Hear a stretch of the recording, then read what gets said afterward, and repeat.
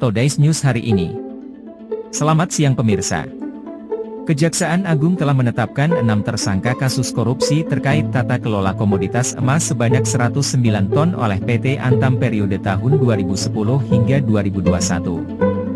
Direktur Penyidikan Jaksa Agung Muda Bidang Tindak Pidana Khusus Kuntadi mengatakan 6 tersangka yang ditetapkan adalah mantan General Manager, IM, Unit Bisnis Pengelolaan dan Pemurnian Logam Mulia, UBPPLM, PT Antam. Berdasarkan keterangan saksi dan alat bukti yang telah kami kumpulkan, maka tim penyidik menetapkan 6 orang saksi sebagai tersangka, ujar Kuntadi dalam konferensi pers di Kejagung, Jakarta, Rabu, 29 Mei 2024, malam. Kuntadi merincikan ke-6 tersangka itu berinisial TK selaku IM pada periode 2010 hingga 2011, HN selaku IM periode 2011 hingga 2013, DM selaku IM periode 2013 hingga 2017.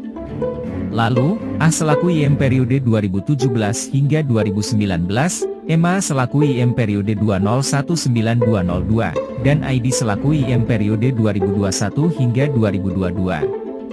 4 tersangka pun langsung ditahan yakni tersangka HN, MA, dan ID ditahan di Rumah Tahanan Negara Salemba Cabang Kejaksaan Agung. Tersangka TK di Rumah Tahanan Negara Pondok Bambu, Jakarta Timur.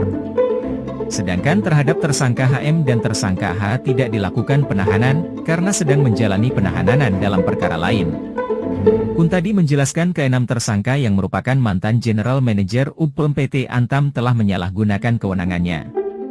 Di waktu lain PT Antam membantah adanya dugaan pencetakan emas berlogo Antam secara ilegal seperti yang disampaikan Kejagung dalam kasus dugaan korupsi terkait tata kelola emas seberat 109 ton di PT Antam tahun 2010 hingga 2021. Dan Kejagung pun mempersilakan Antam mengambil langkah hukum bila keberatan serta tidak merasa bersalah dalam kasus ini. Kapus Penkum Kejagung Ketut Sumedana mengatakan, sampai sudah ada penetapan tersangka dan dilakukan penahanan, penyidik tidak mungkin gegabah, bahwa di sana ada tindak pidana korupsi. Ketut memastikan bahwa penyidik dalam menangani setiap kasus pasti berhati-hati. Apalagi, lanjutnya, dalam kasus itu sudah ada yang ditetapkan sebagai tersangka.